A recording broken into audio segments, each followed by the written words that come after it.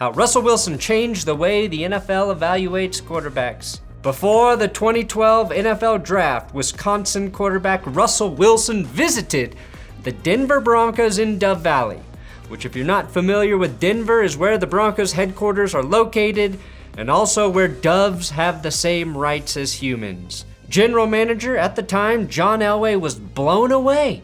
Wilson had a rocket arm, a perfect deep ball, incredible pocket presence, huge hands, the ability to scramble and evade defenders like Elway himself.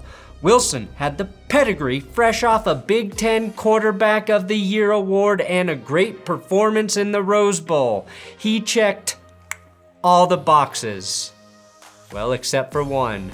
What was Russell Wilson lacking besides Ciara at the time, and how did he change the way NFL teams evaluate college QBs? I'll try and answer that today when we go balls deep into Russell Wilson, right here on That's Good Sports. I'm Brandon Perna, and now you get an intro and a word from our sponsor.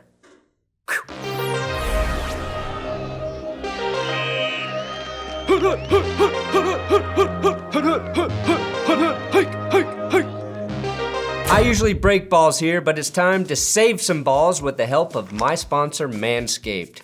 April showers? Well, now they bring Testicular Cancer Awareness Month, and Manscaped is leading the way to help spread awareness for early detection. To do that, you've got to touch your balls, and I mean really feel around in there. And since I can't show you exactly how to do it, which I tried last year and nearly had my channel taken down, Manscaped is here to help guide your self-check in partnership with the Testicular Cancer Society. All you got to do is visit manscaped.com/TCS to learn how to check yourself or donate to TCS. You can always keep your balls trim with the best below-the-belt groomer on earth in the Lawnmower 4.0, and if you want to get weird, do it while wearing the We Save Balls shirt. Just the shirt and your naked bottom in the lawnmower. And once you've checked your balls, trimmed your balls, give them a shine with the Crop Mop Ball Wipes. Use my link below, manscaped.com/goodsports, and wipe 20% off your order, and you'll always get that free shipping. Check your balls now. That one box Russell Wilson did not check, well, it was made abundantly clear when the Broncos spent a second-round pick on Brock Osweiler, quarterback, Arizona State. Osweiler had some tools and a big arm, but was far from the product that Russell Wilson was. What Osweiler had going for him over Wilson, as Elway saw it, was his 6'7" stature. That put him over 8 inches above Russell Wilson, who measured in at the combine at a disgusting 5'10" and 5/8 inches. By comparison, my dad is taller than Russell Wilson, and you guys know how short I am. Wilson, despite interviewing extremely well with interested teams, fell to the 3rd round where Pete Carroll and the Seahawks effectively took a flyer on him. This is a kid I can't tell you how much I like. He was the 6th QB taken in 2012 behind Andrew Luck, RG3, Ryan Tannehill, Brandon Weeden, and Osweiler. And the Seahawks got immediately roasted for taking Wilson. Bleacher Report gave Seattle a draft grade of F, calling the Wilson selection by far the worst move in the draft. Jason Cole of Yahoo Sports, and of just being a Yahoo, said Wilson would be lucky to be Seneca Wallace, citing the poor history of quarterbacks under 6 feet tall. A lot of other draft analysts question the fit for Seattle's apparent lack of a need at QB. In terms of fit, Seattle was the perfect spot for Wilson. There were questions about need, though, because Seattle had just signed Aaron Rodgers' backup, Matt Flynn, to a 3-year, $20 million deal. Oh my, how money and quarterback pay has changed. Also, I broke down the Matt Flynn trade in my worst NFL quarterback contracts episode. Now, Flynn would go on to throw just 9 passes as a Seahawk. Of course, there were other perks to becoming a Seahawk, like being able to hand the ball to Beast Mode, Marshawn Lynch, aka run through a motherfucker's face, and throw to receivers like Golden Tate, Doug Baldwin, and Jermaine Kearse, and an elite defense starting to emerge on the other side of the ball. What did they call that unit? The Legion of Goals? The Space Needlers? No, that's the Legion of Boom. Legion of Boom. Wilson was so good in the 2012 preseason that he made Pete Carroll forget about Matt Flynn and Matt Flynn's contract and start Russell Wilson from day one. It proved to be a wise decision for Pete. And despite early growing pains, Wilson led the Seahawks to the playoffs where he defeated fellow rookie Robert Griffin III and was narrowly outdueled by Matt Ryan in a forgotten classic of a divisional round game. Yes, it's worth noting that Atlanta blew a 20-point fourth quarter lead in that game and still hung on to win. It was just a different time. It essentially took one season to lay to rest the concerns about Russell Wilson's height. There were concerns that Wilson wouldn't be able to see over the offensive line despite having no problem seeing over the fourth biggest offensive line in the country at Wisconsin. He did have to drop back further to see the field. That problem, though, was negated by his strong arm and ability to make defenses miss, which he was insanely good at doing, especially early on in his career. Now, before Russell Wilson, there were quarterbacks who found success without prototypical size. Drew Brees and Michael Vick were both listed at 6 feet. And like women on dating apps, NFL scouts saw the difference between 5'11" and 6 feet like they were choosing between marrying Frodo or Aragorn. It's the psychology of seeing the 5 instead of the 6. It's an arbitrary barrier that only exists in the standard measure system, but for whatever reason, it was viewed like a disability. Guess what? Frodo gets the ring. And yeah, well, he destroys one too, to be fair. But Wilson proved that height was not a deal breaker, and it didn't preclude anyone from becoming an elite quarterback. 3 months after Russell Wilson won Super Bowl 48, the Cleveland Browns spent their first round pick on another vertically challenged QB. That's right, Johnny Manziel, Money Manziel, Johnny Football, who was listed at just 6 feet. At the combine, though, he officially measured in at 5'11" and 3/4 of an inch. Manziel cited Russell Wilson's success after 2 years in the league, saying, "I think he's kicked the door wide open. You're seeing more guys being successful, avoiding that first wave of pressure.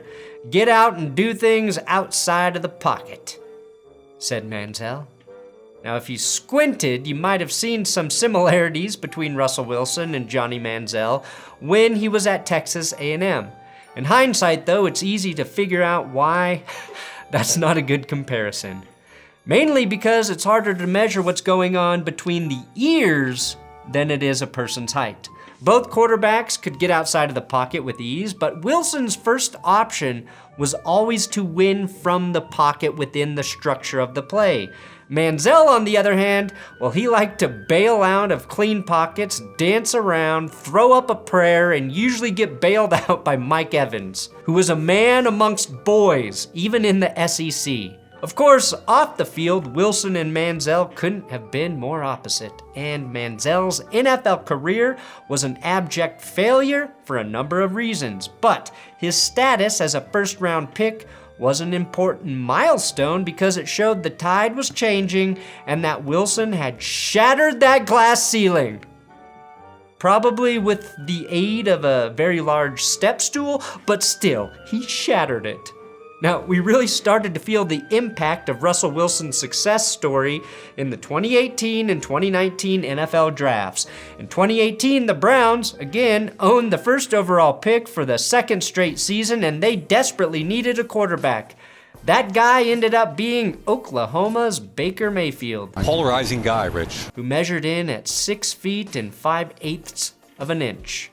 Not as short as Russell Wilson, but he was definitely looking up at his peers, Josh Allen and Josh Rosen.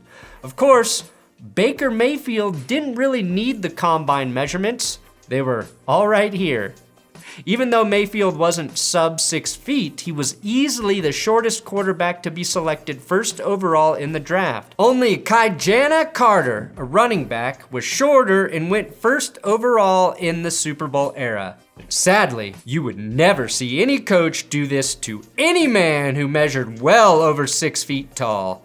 A stark reminder at how poorly short guys are treated, even post Russell Wilson. Now, a year later, another much shorter player emerged to become the presumptive #1 overall pick. 7 years after Russell Wilson was selected in the 3rd round of the 2012 draft, another Oklahoma quarterback, Kyler Murray, measuring in at 5'10" and 1/8 of an inch at the combine, was taken first overall. No one even thought Murray would be on the board, given that he had already been drafted in the 1st round of the Major League Baseball draft by the Oakland A's. Moneyball, baby! But Murray made it clear he was going to play football, realizing he did not want to spend his career in an Oakland stadium that was leaking sewage in the dugout. During the 7th inning stretch in Tuesday night's game, raw sewage overflowed, a messy situation. Unless, of course, he went on to Washington. Plus, the Athletics' current entire payroll is about $32 million, which would cover about 2/3 of a season when Murray finally gets paid by the Cardinals. Murray was a ½ inch shorter than Russell Wilson, but because of Russ, he didn't have to put up with the same level of scrutiny regarding his stature. And like Wilson, Murray has an incredibly gifted arm, is extremely elusive behind the line of scrimmage, and makes plays in and out of structure. And even though height was less of a factor for Kyler Murray, there were actually probably more questions about Kyler than there were Wilson, and he went first overall. Even teams that knew they wanted no part of Russell Wilson because of his height were able to admit that he was the consummate leader and possessed all of the intangibles necessary to be a cerebral quarterback in the NFL. That was not the case for Kyler Murray. It was unclear whether he loved football more than baseball. It was unclear whether he was a good presence in the locker room. And that question still exists. How's that NFL football feel? Remember this weird interview with Dan Patrick? Yeah, you gonna do a pro day? Yeah? Yeah. I guess. It was really weird. That and the Cardinals had just spent the 10th overall pick on Josh 9 mistakes ahead of me Rosen. The only non-height related question mark for Wilson at the time was that he was forced out of NC State by Mike Glennon, who of course had 8.5 inches on Wilson. However, what scouts failed to see was that if you removed Glennon's 8-inch neck, he and Russell Wilson are literally the same height. So not really a question, and by the time the Cardinals owned the first overall pick in the 2019 draft, Wilson had a Super Bowl ring and 6 Pro Bowls under his belt. Basically, he cleared the landing for Kyler Murray, but we're just not sure Kyler stuck the landing. Of course, there was a discussion around Murray's height, but mostly because people thought he was closer to 5'7" or 5'8" than the real height he measured in at, which was 5'10", mainly due to this photo of him standing next to and looking shorter than 5'9" Hollywood Brown. Although that photo was after the draft. But this is just a really good photo. But there's no doubt, at least compared to the rest of the quarterbacks from the 2019 draft class, that Kyler Murray was the right pick for the Arizona Cardinals. And his level of production is another nail in the coffin for the idea that a quarterback must be a certain height to succeed in the league. Previously, NFL scouts only nutted for quarterbacks who were exactly 6'4". That was the golden number, the golden standard. Interestingly enough though, since Wilson was drafted, and thanks in part to the failures of guys like Brock Osweiler, Paxton Lynch, and Mike Glennon, there's been a backlash against the freakishly tall quarterback. Basically, after those guys, the common idea now is that you should never draft a quarterback taller than 6'5". In a world without Russell Wilson, I don't see a scenario where 6' Tua gets drafted ahead of 6'6" Justin Herbert back in 2020. That's how much the narrative has shifted around quarterback height. But of course, the pendulum swung back, and another 6'6" quarterback went first overall in Trevor Lawrence. But he also has long golden blonde hair. But the point of this video is not that short quarterbacks are better than tall quarterbacks or the other way around.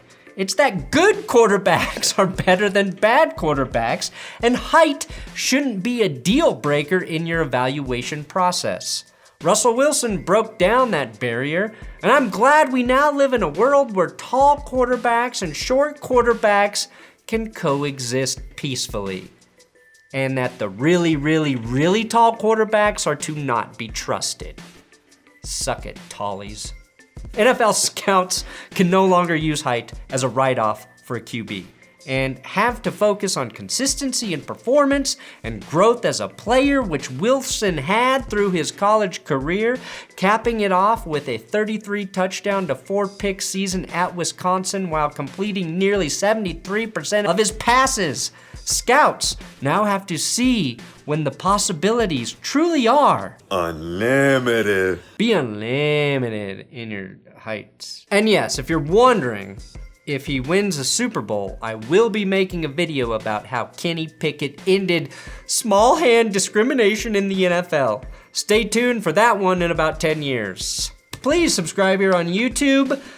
Check out another one of my videos on the screen, and I will hopefully keep doing some of these deep dive, balls deep videos. Shout out to my writing partner, Will Keys, at Guillermo Yaves. Follow him on Twitter. He was the mastermind of this video.